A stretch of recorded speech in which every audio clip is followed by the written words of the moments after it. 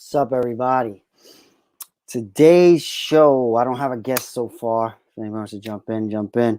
But I'm going to talk about taking advantage of right now, of the opportunity right now. And if you have an idea, what you can do.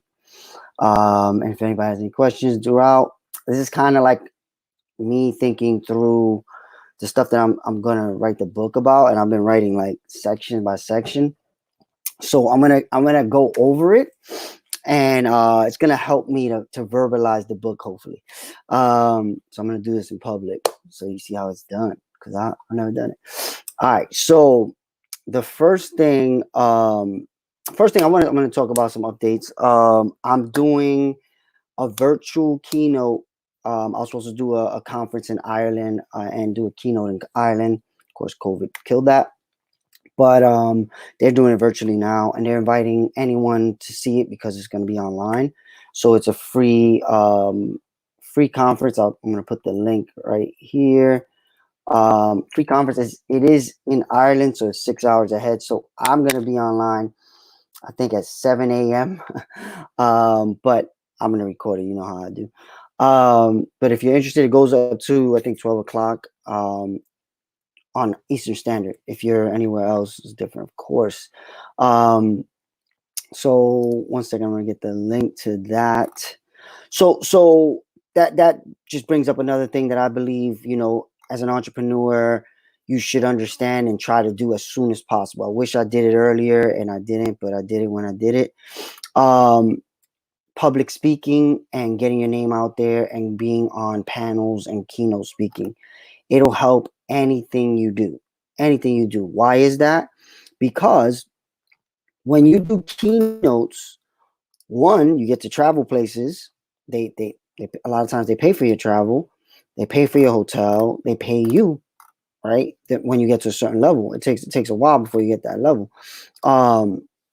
Then the best advice I ever got about conferences was by an entrepreneur that put on conferences.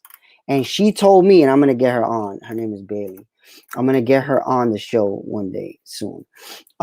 She told me, only go to conferences if you're going to be on stage. And I was like, what? Why? I network. I do all these things. When I'm there, I get work. She was like, I'm telling you, it's a waste of time if you're not on stage. So I was like, all right, I'm going to try that. I'm going to start trying that. And when I did that, the first time I said no. And I said, and what happened was I said no to one. And because I had said no to that one that was going to put me on stage, I said yes to. I wouldn't have been able to do that one if they weren't going to put me on stage. So I went to that one. They put me on stage. And right as soon as I walk off the stage, I got a project for like a good amount of money. And it was less than a week where we had to have that project done. And I got that from just going on stage, talking about what I do. When I walked off, one of the guys came up to me like, oh, I saw what you did with this. Can we work together on a project? I have something to do this week. Yep, no problem. So why that is the case is because when you're on stage, everybody's looking at you. You don't have to network and talk to everybody in the room. Everybody in the room knows what you do. And they'll come to you. It's like branding, and it's like this show. At the end of the day, the idea for doing stuff like this is let people know what you do so they come to you versus you having to go to every single person and let them know what you do. And that's just better time use, and it's better branding. And that's what branding does, right? Like right now, everybody's buying these masks, right? But they want the N95 because it's 3M. It's the same mask built in China that they use all around the world. But if it don't have that 3M on there, you don't want to buy it. But it's just branding. It's the same exact mask made in the same exact factories. So branding is a huge part of why you want to be doing public speaking, because then you become a personal brand. People see you, they remember you for this, and then they say, and I still to this day, when somebody's thinking about doing something, they say, oh, Miguel does that. Reach out. So now I started to go internationally with it, and I started going to conferences outside of America, and now Ireland is asking me for the second time to come speak at their AR/VR conference, which is something I'm still very heavily in behind the scenes, but I don't really talk about it as much because it's still very early. So I want to talk about some news based on that. So I'm gonna be at that conference. So I gotta do a 20-minute talk, and then we're gonna do a 20-minute Q&A with the Ireland Marketing Association, which is cool. And then Alex Gibson, who I'm gonna also bring on the show next week, right before the event. But in AR/VR news, Magic Leap, which was one of the biggest opportunities I thought in the space of VR and AR, well, it was really augmented reality, but they call it mixed reality. If you don't know what that is, there's a future technology that, remember, I've been telling you about for 10 years. This is where your eyes will become the interface to the world, right? So you can see things, and you can see something, and it can tell you more about that thing just by having on glasses, right? So if you have on glasses or your phone, you can hold up your phone to things, and it will tell you about that thing, or it will give you more information, or a whole bunch of things. So for instance, Magic Leap, what Magic Leap was considered was called mixed reality, but it's still in the augmented reality world. What it did was, if you put on these glasses, and I have the HoloLens, which is Microsoft's version of it, it basically overlaid a digital world on top of the actual world. So you could be walking around, and literally, let's say you see a picture on the wall, and you're like, damn, what's that painting? It literally could come up and say, this is Van Gogh, this is the history of it, click here for more. Like, just walking around, not, and you could do that with your phone too, but they started to do it within glasses. And then there was 3D holograms of people that can walk around with you, and there was games. So it was like this alien game where you can shoot aliens, and they break the walls, and they literally break the walls, like in virtual. Like they map out the wall, and then it rips, and it looks like there's a hole in that wall. This technology is amazing. When I first saw it, I was like, this is the future. I'm gonna be in this. And I've been in it ever since. It's still a little early, most people don't even know what it is. But that's what I'm speaking about in Ireland. And Magic Leap was one of the most promising companies in that space. And now they've laid off a bunch of people. So it's a little weird of a time. The event in Ireland is May 7th. George, thanks, George, for checking in on that. I'm going to, here's the link, actually. Sign up right there. It's May 7th. And I'm going to have Alex Gibson on next Monday. And we'll talk about everything that we have going on.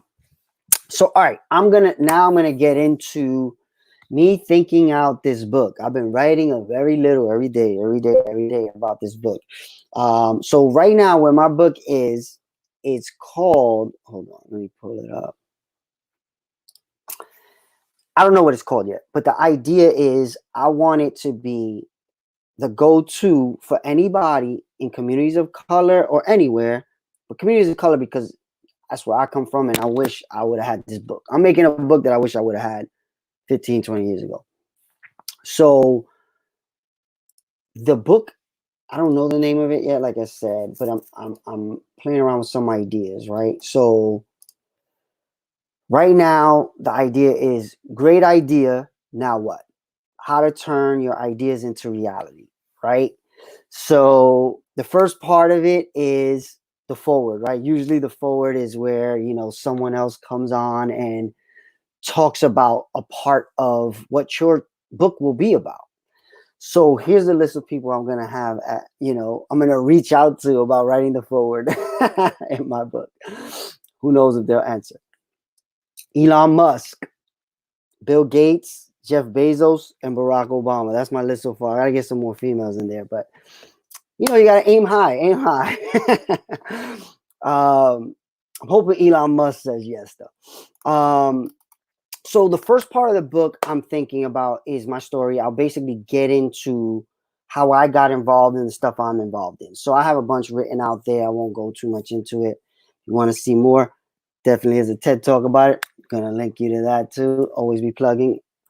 So that's where, you go into your own background, right? Why you are credible in talking about what you're talking about, right? Because if I write a book about trading stocks, but I've never traded stocks before, you're not going to believe me.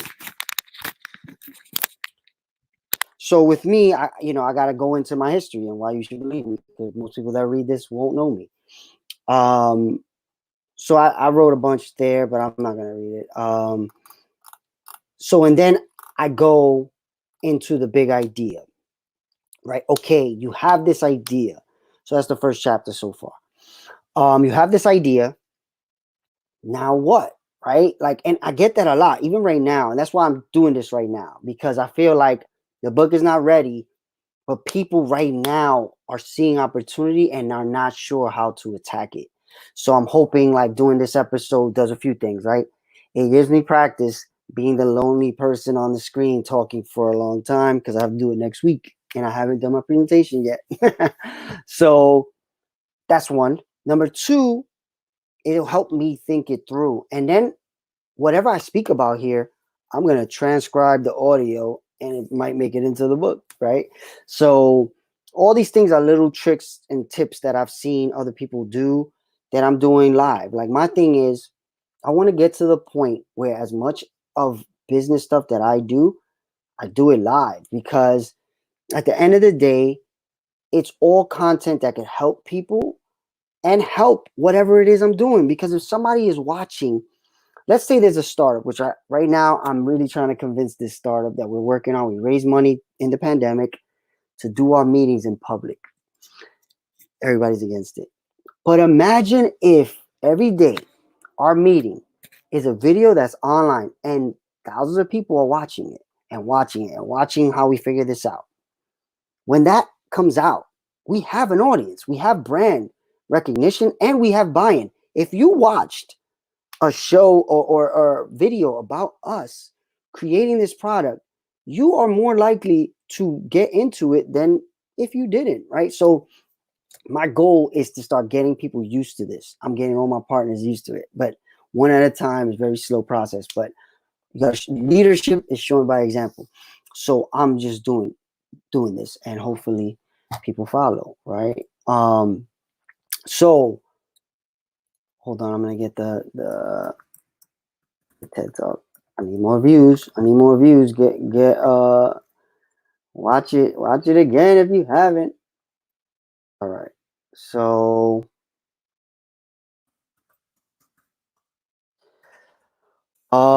it's gotta get to 1 million views. So get on it. So all right. So the big idea, going back to the book. Here's where I'm at. I've made an outline, right? And then I'm filling in the outline. So actually, let me start with the outline, right? The outline is the big idea.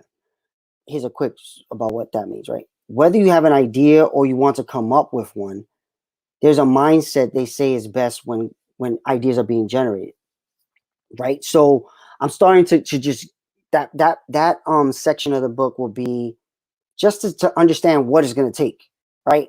A lot of people have an idea and they're like, oh yeah, I can make $1 million off this idea. But realistically, there's a mindset that, I didn't know you needed to have till I started seeing people that were super successful in business. And I started being like, oh, he's like him or he's like her.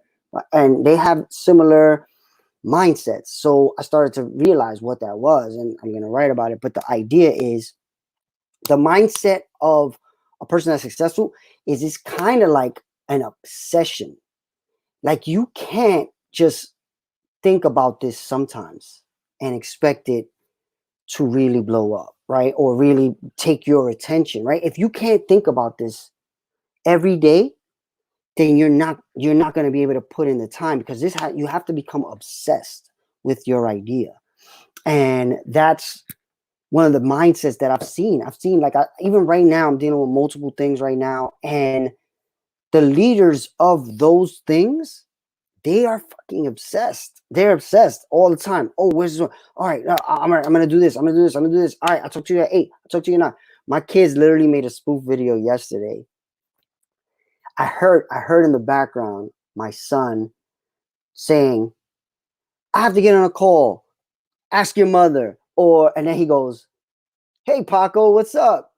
And I was like, what are they doing? And so I go over there, I sneak, and I go over there, and they are recreating me during this pandemic. They're making a TikTok video of them acting like me in the pandemic because I've literally been on the phone and on the computer pretty much all these days working with people that are taking advantage of this opportunity. Of course, there's a lot of people with sad things happening, but this is a huge opportunity, and I have entrepreneurs, millionaires, multimillionaires reaching out to me every day, like, all right, this is what we're gonna do, this is what we're gonna do, this is what we're gonna do. And there's people, founders with great ideas reaching out to me too, and I'm connecting those dots. And I've helped multiple people in this time raise money because they are obsessed with their idea, you know. So that's the big idea, the mindset you have to have if you want to make a big idea happen, right? So the next thing is, how do you know it's a good idea, right? Like that's another common question, even for myself, right? Literally, I come up with 1,000 ideas a day. The way I do it is I try to let them sit for a few days, and I like to see how they like consume my thoughts, right? So like if I'm busy in the world of work and dealing with everything I have to deal with, and this idea keeps bringing itself up to me, I'm like, all right, there's some legs here. So then what I do is I try to let other people know. And that's a big thing I feel like people do not do enough right now. People are really scared to talk about their ideas. But I'm going to tell you, as a person that's seen thousands and thousands of ideas, entrepreneurs, investors, all these stuff, ideas are worth nothing. Zero. I literally had a guy reach out to me, a good friend for many years. He reached out to me. He was like, look, I have an idea. I'm not going to tell you though, unless you promise me, if you take my idea and you make a bunch of money, you're going to give me $100,000. I was like, I don't want to hear the idea. I was like, are you going to work on it? If you're not going to work on it, I don't want to hear about it because I have enough of them. And I don't even have time to do the ones that I really like, let alone whatever you give me. So he goes on, we're really good friends. So he's like, you know what? I'm going to tell you anyway. I trust you. He tells me the idea. It was a good idea. It was going to take work though, like any idea, right? So I was like, look, it's a good idea. I think you have something here. But here's what you're going to have to do. He's like, whoa, whoa, whoa. This is not my thing. I'm not a tech guy like you. You take it. You do it. Just give me 100,000. I'm like, look, I don't need more ideas, buddy. Like, either you do it and I'll try to help you if I can, but I could tell you what to do if you want to make that happen. Didn't hear back, right? It was a good idea, but realistically, it's not about the idea. It's about the team that can do it. And here's another big thing, because this happened yesterday. We found a competitor to one of the startups that we raised money for. And everybody was talking about it. And the good thing about my team on this project is we all realize we're all veterans in our fields. We didn't even skip a beat. We were like, all right, that's good. Validation that it exists and we're not crazy. And we are a better team to get that idea out there than that team. That's how you have to view it. Competition is whatever. You can't worry about competition in anything. Like you got to just do what you do and worry about yourself. And a lot of times, the most talented team does not win. I played sports for many years, and you see it all the time. The team that works better together is better than the talented team if the talented team doesn't work together. And I've seen it. We beat teams that had more talent because we played well. We played better together. We played longer together, right? Like we used to play basketball all the time, and some guy comes jumping out the gym, but we played together for 10 years. We know each other forever. So we win because we know what to do, right? So this team I'm working with now, we've known each other for a long time, 10 years plus in most cases. So when we found this competitor, we were like, that's cool. Now what? Boom, boom, right? So at the end of the day, one of the things that I really want people to start to feel more comfortable doing is talking to people about their idea. Even like my thing with creating this show was my hope was for people to be willing to talk about their idea in public. And I know it's not going to happen, but my hope is one day some people will get on here and say, I want to do this, this, and that. What should I do? And I say, all right, you need an X, you need a Y, you need a Z. And I can connect you here, here, or here. Right? So that's my goal for the show. I'll get there. This is episode 15. Consistency is everything. I'm just learning the ropes here. But this episode specifically, I'm just trying to figure out how to help people that have an idea. Like literally, I have family members, friends, people that I just know that reach out to me, text me, DM me, and I tell them this all the time. So I just want to have it public, and then maybe I can just send people this video when they ask me. So the next part of the book is how to start, right? So an idea takes time and money, right? So I'm trying to read through what I have so I don't say exactly what I've already said, but I say it in a different way just to see if it's a better way for the book eventually. All right, so right now, the easiest way, so time and money, right? You need time from people, you need your own time, right? So let's say I have an idea to create a digital hot dog stand. I'm gonna actually make up a fake idea that just came up right now. Digital hot dog stand, Uber for hot dogs. What's the first step? First of all, like I said, the mind state. I gotta be obsessed with delivering hot dogs to people from an app. How can I do this? What do I have to know? What do I have to think about? First thing I need is to put my own time to figure out everything I need. So I'm gonna do that right now, really quick. All right, to deliver hot dogs to anyone that orders them, I need to figure out how to have a hot dog maker as close as possible to people. So what does that mean? Does that mean I need multiple hot dog creation areas in each borough or each place? Can a car drive around with a hot dog machine? you know, so I got to think about everything. Then I have to think about on that list, what are the team members that I would need to pull this off? All right, I need a logistics person. I need a food person. I need a tech person.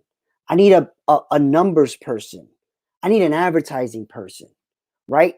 So then I look at those people and I say, all right, which one can I fill out of all that? So here's a great, there's two great books I would tell you to check out if you have a great idea. If you have an idea, you feel like you want to do it right now. Again, everybody's an entrepreneur. I believe everyone should be working on an idea. Who knows when your job feels like they can't afford you anymore and they drop you?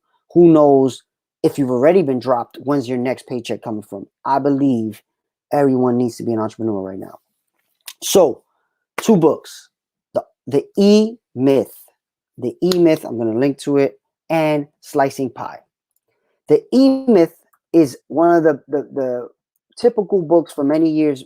Many entrepreneurs would tell you to read if you wanted to get into making a business, because what the E-Myth goes over is how to create a team.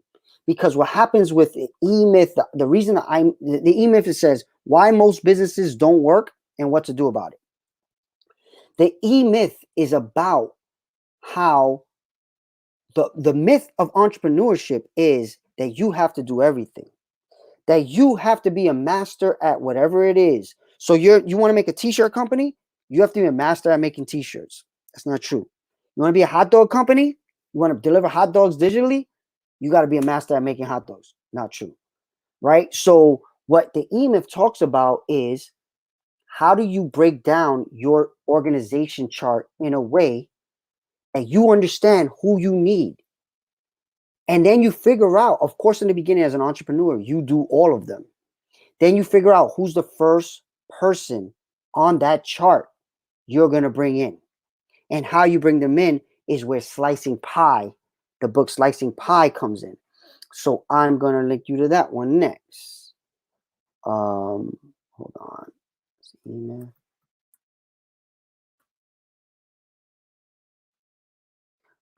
Slicing pie. What slicing pie talks about is how to get people into your idea and have everybody feel comfortable about their contribution, right? So what happens in um in a place where you need time and money, right? Why do you need money most of the time? You need money to be able to pay for people's time. So what if I told you, right? The way most venture capital works is, I think it's 40 or 60%. Is it 40? I'm just going to say it's 40 right now. 40% of all venture capital goes to marketing. 60% goes to bodies, people that need to work on the project. Sometimes, and of course, in that 60, a very small part of it is overall services and cost of some type of business. Certain businesses like medical, where there's a heavy manufacturing cost, that changes, of course. So in slicing pie, what slicing pie teaches you is how to bring people in and give them the certainty that they won't get jerked, right? Because I've had it many times. People come in and say, Miguel, I love what you do. Why don't you partner with me? And I'm like, all right, I'm already doing a lot of things. Like, how does it work? Don't worry about it. I'll take care of you. All right, how are you gonna take care of me? Oh, don't worry. When we make money, I'll give you. I'll make sure you make. And it's like, that's where most people, and I do it too, right? It's like, yeah, all right, cool. Like, when you have it, let's talk, right? But what slicing pie does, that slicing pie does it, it's been the best thing I've seen to figure out is slicing pie says, I can give you money for this, but I can't give it to you right now, right? So let's document what you've done for me to make this idea happen. I'm going to document my time, you document your time. We're going to create a value of your time. So let's say it's me and I say, well, if you're going to invoice, if I'm going to consult for you, I'll charge $100 an hour. I can't do it unless it's $100 an hour. Okay, I'm willing to pay you $100 an hour. How about this? Because you're risking your time right now with me and you're not using that $100 an hour with someone else, I'm willing to give you $200 an hour worth of my company. All right. So now my ears is okay. I like that. I like how that sounds. So now I'm willing to give you my time. All right. So if I'm the entrepreneur and I say, okay, I need to sell these hot dogs online, I need Miguel's ideas of how to do this through tech. Miguel, how about this? I'm going to give you 5 hours of time to work with me at $200 an hour worth of equity in my business. And if I can pay you, if I get money in and I can pay you, I'll pay it to you. So then you don't have equity, you got paid. Then I'm good, right? As a person who has time that is valuable and can be doing anything, they're not going to just give you this time free, right? But if you came to them and said, look, I value your time. I actually value it more than most. I'm going to give you that amount of time as equity in my business. I'm telling you, this works. It has worked pretty much 100% of the time I've seen so far. I mean, I've been using it since the pandemic heavily, and it's worked. So you bring people in like that, right? You bring in skill sets. You bring in investors, potential investors. Every single person that I've got to invest in one of these companies, they came in first under that model. I don't want your money. I want your time. Why is that? You hear the phrase, ask for money, get advice. Ask for advice, get money twice. If you ask them for their time, you're asking them for advice, not money, right? So when you ask them for this advice, you're paying them for this advice. You don't have the money right now, though. So you're paying them in the future. And if they believe in your idea enough, they'll keep investing time. The key thing here is, to an investor, time is worth more than their money. So if you've seen Paco on here. Paco's 81 years old. Paco's not giving time to anything. He's like, I could be on a beach, even though right now he can't be on a beach because of quarantine. But he's like, I'm not giving time to nothing that I don't understand how it comes back to me. And it has to come back to me pretty fast because I'm 81 and I have a short runway. And that's how he and most investors think. He's special because he's 81. He's special for a lot more than that. But he's special because he's 81 and he has a different timeline. He sees himself as a different timeline. So how does Paco get involved? Paco has a wealth of knowledge, experience, network, sales potential, all of that. So this system, Slicing Pie, puts you in a system where everybody contributes and it's documented and everybody knows what they own of this company now. It's not just yeah, don't worry, when we get it, it's no, this is how much you've put in $10,000 worth of time. So you have $20,000 worth of investment in this company. Cool, I understand that now. All right. And it goes into a lot more than that. But so the second part of this is once you have the investors' time, they're learning more about the company, They're being bought in. And that's why I go back to my initial point about streaming our meetings. Because if there's people that are willing to watch, they can become investors, right? Because they are getting into the idea. So your time is worth 2 times the value of it. So if I said Miguel's worth $100 an hour, we're going to pay him $200 an hour. We're going to give him 5 hours to figure this out with us. So he's just invested $1,000 in our company. Money is worth 4 times the investment in this Slicing Pie model. So what that means is if your investor is in there and they are watching and learning about the company, they are saying, okay, so now this is a great idea. They're about to raise money in a few months. They're going to raise money. If I put money into it right now, I get 4 times my value. So if I put 10,000 in this, I own 40,000 of this future idea. That's worth it. So you get them in earlier because they've bought in through the advice stage. So I've seen this work multiple times already. So in the beginning, I was thinking, all right, is this number in this book based on, like, what is this number based on? So I reached out to the author of the book and he responded. I had an hour-long call with him and he broke it down to me and said, look, I've tried this many different ways. That 4 times is because you need the money a lot of times to make stuff happen, right? You need people's time as well. But the money, having the money there. So for instance, we're working on this project. I have 5 people involved right now. All 5 came in through, I need your time as the investment. I know all these people for many years. We're talking about the idea. They're building up their equity through time. Then said, all right, I figured out what I need to build. I'm going to design it. I'm going to UX it, UI it. I spend my time. I put my time in there. I say, okay, now I know how much it's going to cost to build this idea. The first part of this idea. It's going to cost X. I'm going to go raise the money. Before I even take a step to raise the money, the group is like, we'll pay it. We'll pay it. We want to be the ones that own as much as this as possible. Bam. Now I don't need to even raise the money outside because the people who are inside working on, thinking about it, they all have like skill sets that are amazing, been involved for years in their industry. I targeted them for specific reasons. They are also pretty well off because they've been very good at their job for many years, and they're not as in bad shape as some people in America are. They're like, you know what? That little bit of money, sure, I'd rather be it than have somebody else come in right now. So that idea is going. We have the app being built, working on the next phase already. We're having meetings almost every day about it.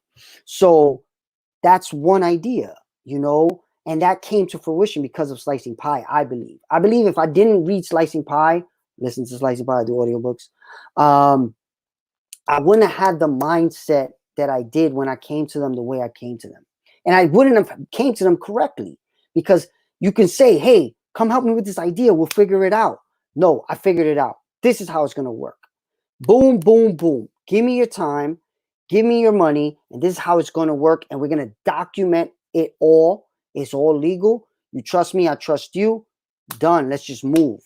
And that's what I really love about slicing pie. I highly, highly suggest slicing pie to get to how do you take somebody's time and money, because it's going to be your time and money, but you're going to also need other people's time and money. So the next thing is, all right, so I get into the book. I go into super detail about how to take somebody's money. So just to make it quick right now, I'm going to tell you, this is the easiest way to take somebody's money right now. If you are at that point, I don't know if you're at that point, but if you are, safe notes are the most commonly used method to take someone's money. What a safe note is a safe convertible note. It's a convertible note. They just chop out the convertible. Safe means, there's an acronym for it, but it's basically, it came out of this accelerator program in San Fran called Y Combinator. They are one of the most highly sought after accelerator programs by founders, because when you go in there, a lot of times you get investment. So they are very, they get a lot of applications. They take the best companies and they help them raise money. So what they did was they created this thing called the safe note, so they can use it on all these companies, because to have to spend legal on creating a convertible note on every single company, that's a huge expense that company could just use that money. So they created a standard called the safe note. I linked it there. And anyone can use it. They basically made it public to the world.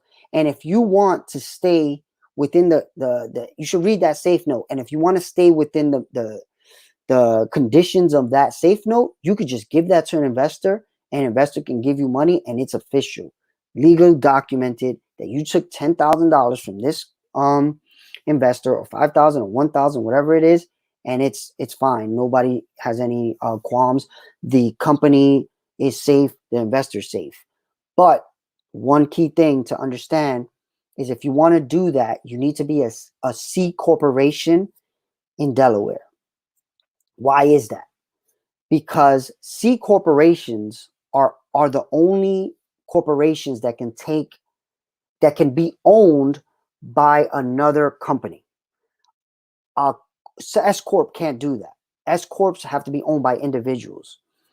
A C corp can do that. A C corp versus LLC, the reason why investors like C corp is because it can have unlimited investors. An LLC has a limitation of how many owners and partners it can have. So venture capitalists don't like that. They want to have as many possible, because eventually it'll go public and all this stuff, right? So you want to have a C corp, and that C corp will take the convertible note. However, here's another little secret that I've been learning as I go through all this venture capital stuff, startup stuff. You don't want to incorporate too early, because an investor doesn't want to have an investment in a company where somebody is too vested. Vesting means, let's say I come up with this hot dog idea, right? We came up with the hot dog idea today. Anybody who wants to be the CEO of that company, come check me. Came up with the hot dog idea today. Oh, I got it. I'm going to do hotdogdelivery.com. I'm buying the domain. I'm incorporating C Corp in Delaware. Now I have to release the shares of that company. So the way startups do this is by saying, if you are going to get, let's say, 20% of this company, just make the math easy, you have to work here 3 years to get that 20%. You can't just get 20% day one, because if you leave in a month, we lose 20% of the company. We can't use 20% of the company because you own it. So what people do is they call a vesting schedule. So a vesting schedule is usually about 3 years to make sure that if you're in this, your equity is tied to how long you're in it. So an investor, if I come to you and you're already a few years vested, then you only have to work another couple months, a year, and then you keep the equity, and you are not incentivized to get me my money back, right? So an investor wants you to be as far away from being vested as possible, because that keeps their money safe, right? If I give you money and I'm worried about getting it back, I'm less likely to give you the money. So you have to have all this stuff in place so you can look great to an investor. And this is the stuff we do at Meta Bronx, and I'm going to create more stuff about this. But right now, a convertible note is the easiest way to do that. But it needs to be a corporation that takes the convertible note. So what you do is you can create a convertible note under a corporation, but not give away the stock yet, not start vesting, right? Try not to vest.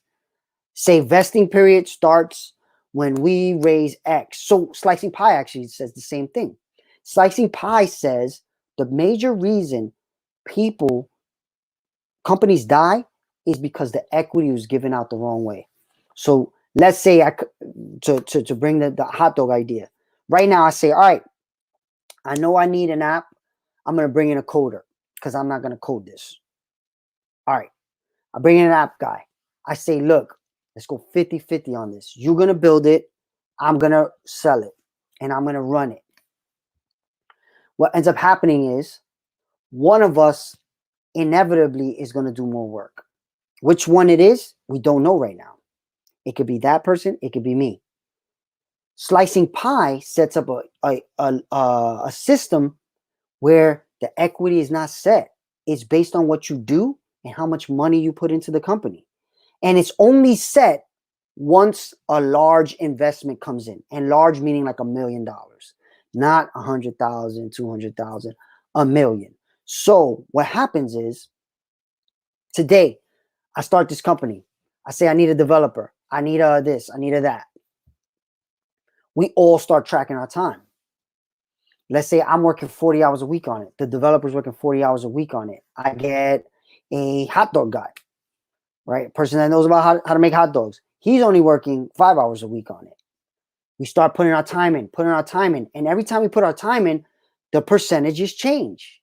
Then let's say we get it to a point, us three, that somebody says, I love it. Here's $1 million.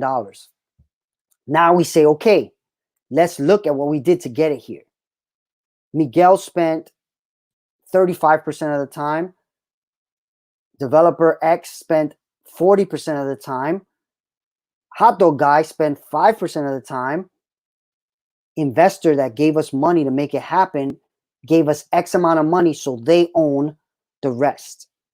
So now when the investor comes in, they give their $1 million and they're going to take a chunk for that $1 million. So we take our chunk, we say, all right, it's 100%. Now the investor comes in, puts in that money, it changes all of our percentages. And that's going to happen until you sell the company, unless you're a private company. But in venture capital, that's what you look at. And so basically all this stuff I'm telling you helps to get to the point where you raise the $1 million or more, right? So it makes everybody feel like they're being treated fair. It makes everybody understand their contribution and how it's related to the value of the company and what they get for that. And it helps the investors, the next round of investors, because they are. So here's the part that I was getting to is nobody's vested until that money comes in. So that money comes in, now we start vesting.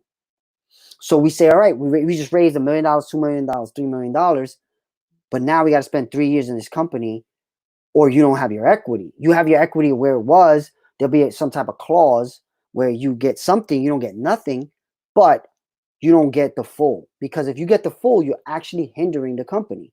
Because if there's a person that's taking up a huge part of the equity and is doing nothing, it's going to be very difficult to keep that company going.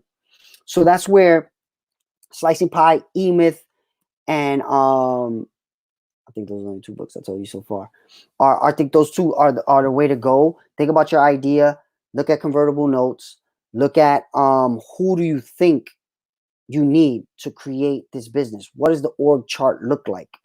So that's where I'm at.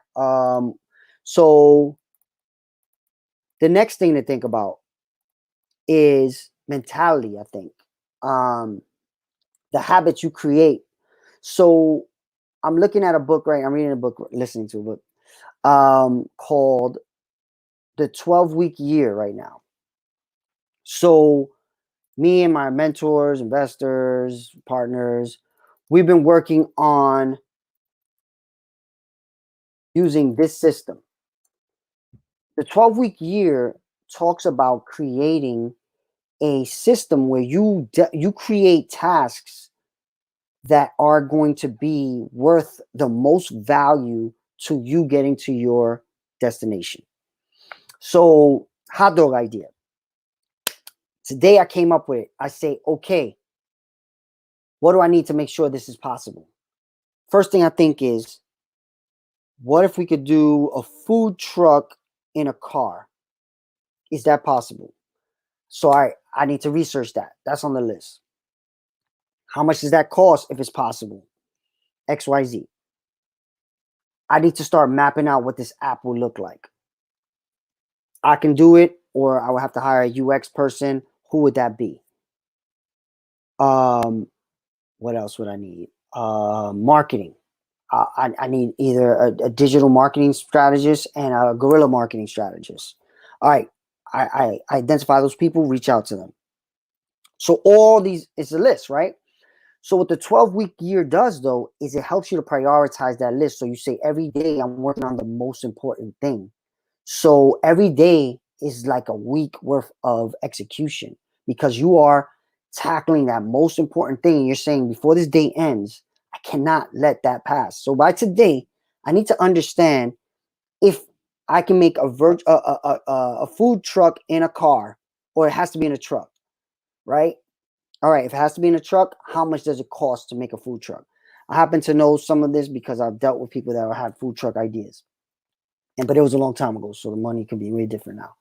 So I would go do that. Make it the whole list, though. Every day I'm spending about a half hour to an hour on the list. Just the list, right? Because that list is so important, and you have to stay on top of it to get the most out of your week. Because what happens in 12 weeks, if you do that, it's like if you spent a year on your project, on your idea.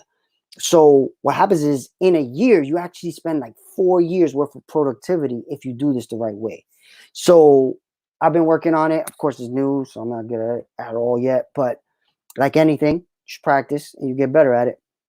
So that's another one that I'm going to show you. My stomach's growling because I haven't even ate. So I'm going to link you to that book too right now. So mentality, habits. So what the 12-week year has done for me is it starts to create habits of how I use my time in the most productive way to make sure all the crazy stuff I got gets done.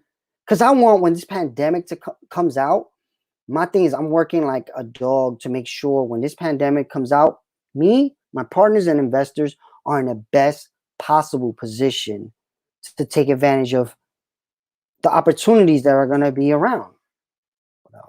So that was 12 week, yeah. Right. So for instance, hot dog, right?